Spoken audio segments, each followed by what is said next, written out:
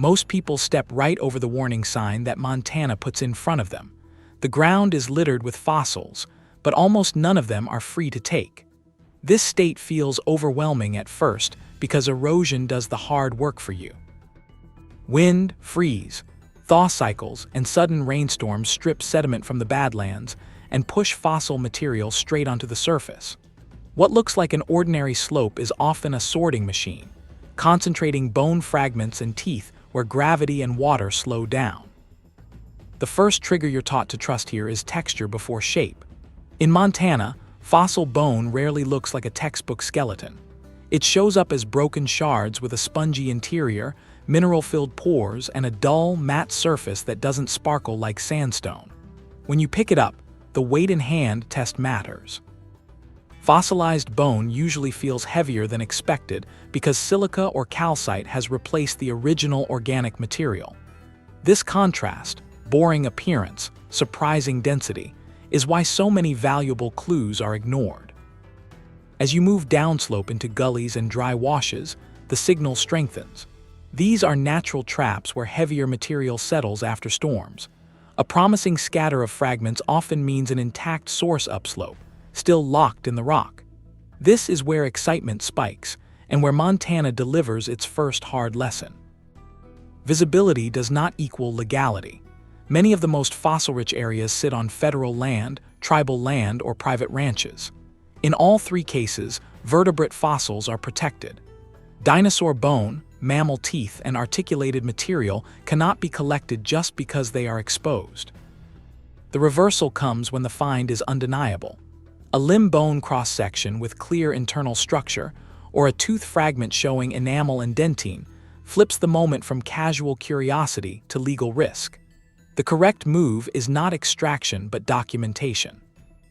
Photos taken in place, a scale for size, GPS coordinates, and notes on the surrounding rock layer preserve the scientific value without breaking the law. In Montana, provenance is power. A fossil without location data is a souvenir. A documented fossil is evidence. This is why Montana feels full of fossils yet remains tightly controlled. The state trains your eye quickly, then forces discipline.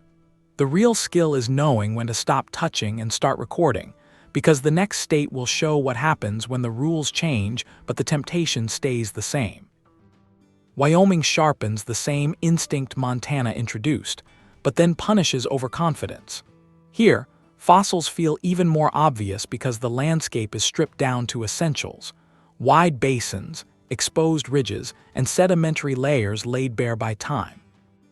The missed opportunity most people don't realize is that Wyoming's openness makes patterns easier to read. Long, continuous bands of rock let you follow a fossil-bearing layer for miles, and once you see one bone fragment, you're often standing in a corridor of them. The first trigger in Wyoming is repetition. One isolated fragment can be coincidence, but multiple pieces showing the same color, density, and texture along a single slope usually means transport from a nearby source bed. This is where experienced eyes slow down instead of rushing. You scan uphill, looking for subtle color breaks in the rock, shallow ledges where erosion stalls, or resistant layers that shed material downslope. Wyoming rewards patience because the signal often leads back to something larger still embedded. Then the escalation hits: boundaries. Wyoming is a checkerboard of land ownership created by historic rail grants, meaning federal and private parcels alternate in square-mile blocks. You can stand in one wash where casual invertebrate collecting might be allowed and cross an invisible line where any vertebrate fossil removal becomes illegal. This is why many people get into trouble here without realizing it. The fossil doesn't change, but the rules do, sometimes every few hundred meters. The common setback comes with the perfect find: a partial vertebra weathering out, a tooth crown still locked in matrix, or a line of bone suggesting articulation. Wyoming is famous for producing museum-grade specimens, and that reputation creates urgency. The clock pressure is psychological. You feel like if you don't act now, erosion or someone else will take it. This is exactly the moment when mistakes happen. Removing material from federal land, even loose pieces, can carry serious penalties. The smarter workflow mirrors Montana but becomes stricter. You document first and assume nothing. Photos from multiple angles, notes on slope orientation, and the exact position within the layer matter. In Wyoming, even professionals rely on this discipline because excavation requires permits, research justification, and land manager approval. What looks like a missed chance is often the correct move, because documented sites can later become legally excavated discoveries. Wyoming teaches a critical lesson in escalation and restraint. The fossils are bigger, clearer, and more tempting, but so are the consequences. By the time you leave this state mentally, you understand that identification skill alone isn't enough. You need land awareness skill too, because the next state takes visibility to an extreme and turns legality into a maze. Utah pushes the idea of fossils in plain sight to its extreme, and that's the trap. In many areas, bone fragments, shells, and track impressions appear so openly on the surface that the missed opportunity isn't recognition. It's assuming that ease of visibility equals permission. Utah's deserts and plateaus expose vast stretches of Jurassic and Triassic rock, and erosion here is slow but relentless. Material doesn't just wash away. It lingers, half exposed, sometimes for decades, waiting to be noticed. The first trigger in Utah is clarity. Fossils here often retain sharp outlines because the dry climate limits chemical weathering. You can see ribs, vertebrae edges, and track outlines still crisp against the matrix. This creates a dangerous illusion of accessibility. When something looks freshly uncovered and intact, the instinct is to think it's fair game. But Utah is a legal mosaic, and this is where the escalation begins. Large portions of fossil-rich terrain are managed by federal agencies, including national parks, monuments, and Bureau of Land Management lands, each with different rules layered on top of federal law. The expectation break comes when you learn that in many Utah locations, even touching or moving a fossil can be a violation. Vertebrate fossils are protected across all federal land, and national parks prohibit all collecting, including common fossils. This is why Utah emphasizes a different skill: non-invasive confirmation. Instead of lifting a piece to check weight or texture, you rely on visual diagnostics alone. Bone grain, surface cracking, and contrast with the surrounding rock become your tools. Photos, sketches, and GPS points replace hands-on testing. Midway through this topic, the reversal is subtle but powerful. In Utah, documentation itself can be legal while collection is not. You are often allowed to photograph, record coordinates, and report finds to land managers or museums. This flips the value equation. The fossil's worth is no longer in possession, but in information. A well-documented site can lead to permitted scientific excavation, public exhibits, or long-term protection, while an illegally removed specimen loses nearly all legitimate value. Utah teaches restraint through abundance. The more you see, the more disciplined you must become. The state conditions you to slow down, observe, and think like a mapper rather than a collector. By the time you leave Utah in this sequence, you're prepared for the next shift, where fossils intersect daily life along roads and trails, and the rules change again just enough to catch the unprepared. Colorado introduces a new kind of temptation: fossils that appear where everyday life cuts into the rock. Road cuts, hiking trails, construction zones, and stream banks expose fossil-bearing layers so cleanly that the missed opportunity is mistaking convenience for legality. Here, fossils don't always feel remote or hidden. They show up where people jog, drive, and build, which quietly lowers your guard. The first trigger in Colorado is context shift. Instead of wide badlands or empty basins, fossils often appear embedded in hard limestone or shale exposed by human activity. Marine fossils like ammonites, shells, and plant impressions are especially common, and their clear shapes make identification feel immediate. This is where a simple but critical test matters: matrix recognition. Fossils still locked in bedrock are not surface finds, even if the rock face is freshly exposed. Removal usually requires permission from the landowner or managing authority, regardless of how accessible it looks. The escalation builds when you realize how fragmented land status is. Colorado mixes private land, state parks, national forests, city-owned open spaces, and federal land, sometimes all within a single valley. Each category carries different rules. Invertebrate fossils may be collectible on some federal lands in limited amounts, but vertebrate fossils are protected everywhere outside private property.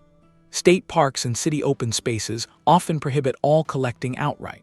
The fossil hasn't changed, but the legal meaning of touching it has. The setback usually arrives through a false sense of smallness. A single fish fossil, a plant impression, or a fragment of bone feels insignificant enough to take. Colorado law doesn't care about size, it cares about category and location. Vertebrate material is treated as scientifically significant by default. An unauthorized removal can escalate quickly from a simple mistake to a serious violation. This is where experienced collectors rely on rapid visual diagnostics without extraction. Bone texture versus shell layering, growth rings, and fracture patterns that separate fossil from lookalike rock.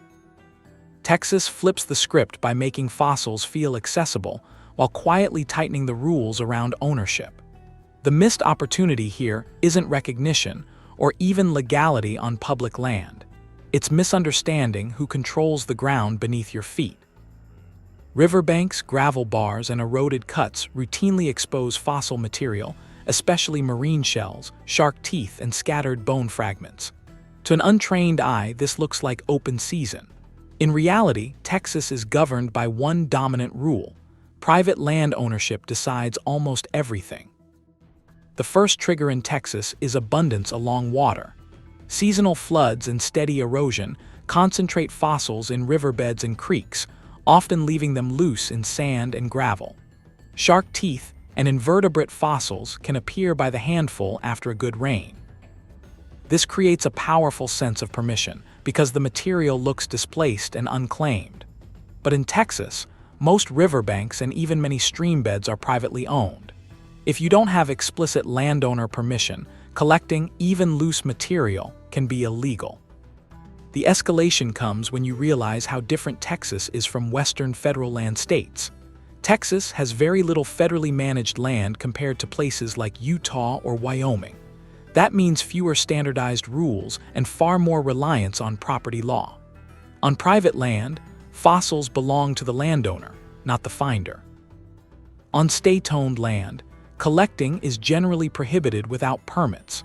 Vertebrate fossils add another layer of restriction, as they are often treated as scientifically significant regardless of size or condition.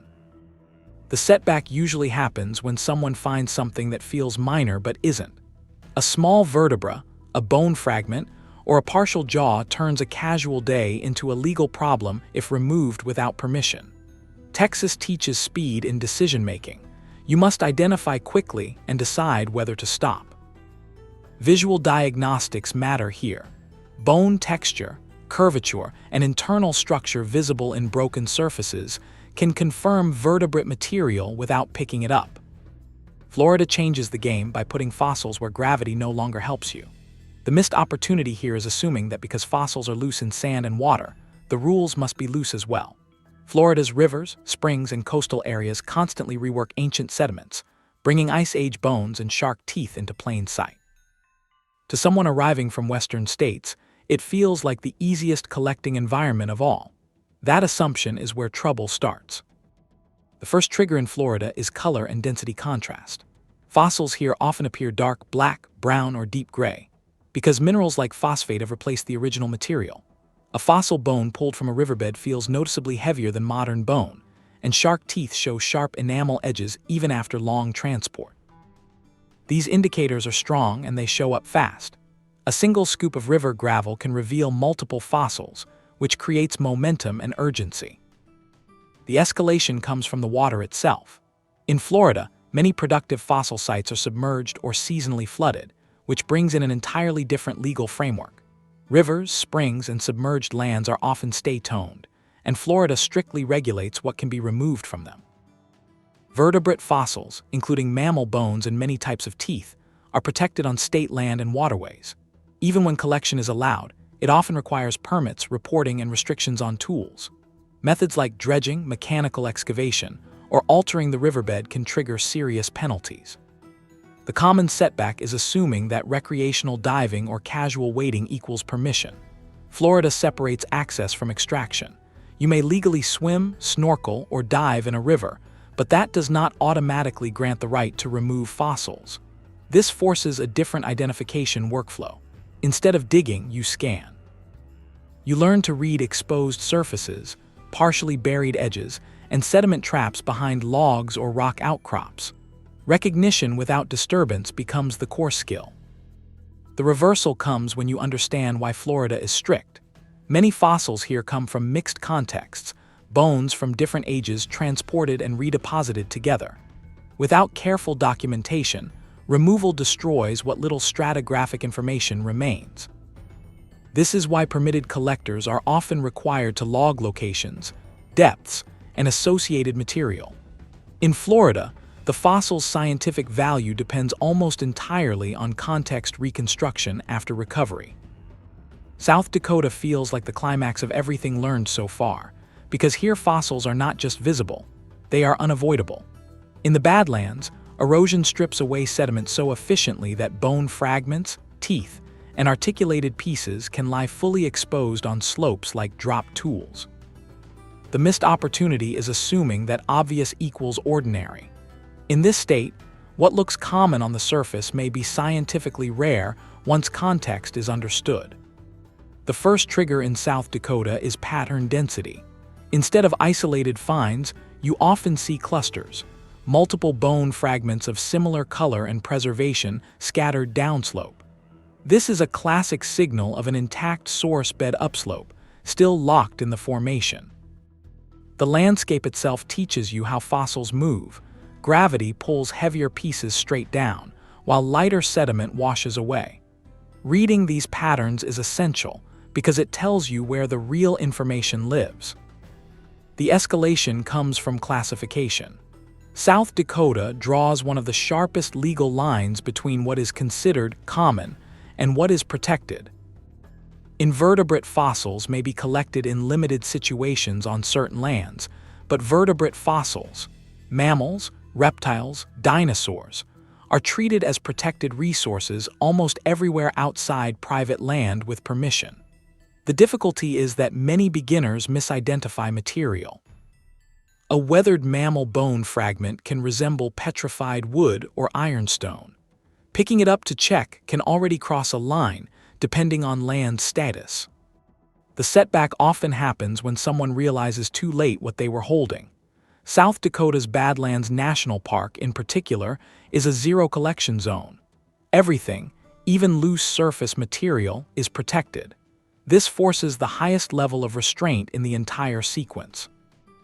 You rely entirely on visual diagnostics, porous internal texture, rounded marrow cavities, and consistent mineralization across fragments. You confirm without touching, because touching is unnecessary once your eye is trained. The major reversal, and the final lesson of this series, is the value of provenance over possession. In South Dakota, a fossil's scientific and legal value is almost entirely tied to its documented location, orientation, and association with other material. Removing a specimen destroys that value instantly. This is why park scientists and permitted researchers prioritize mapping, photographing, and recording long before excavation. A single, well-documented site can reshape understanding of ancient ecosystems, while an undocumented fossil becomes just another rock in a box. South Dakota closes the loop. It shows why these states feel full of fossils in plain sight, and why the rules exist where temptation is highest. By the end, the core principle is clear. Seeing is common, collecting is rare, and knowing the difference is what separates a careful observer from a costly mistake. These 7 states reveal the same truth in different ways. Fossils are not hidden because they are rare. They are hidden because most people don't know what they're looking at, or what the rules demand once they recognize it. Erosion, rivers, road cuts, and deserts constantly bring ancient life to the surface, turning ordinary ground into a record of deep time that almost anyone can walk across. but visibility is never the final test. In every state, the real line is drawn by context, what kind of fossil it is, where it rests, and who manages the land. Bone in hand can feel like discovery, yet without permission, documentation, and provenance, it loses nearly all legitimate value. The most important skill you develop isn't collecting faster, but stopping sooner. If there's one takeaway, it's this. The ground will keep revealing fossils long after you leave, but a single careless moment can erase information that survived millions of years. The people who truly find fossils aren't the ones who take them home. They're the ones who learn when observation, records, and restraint matter more than possession.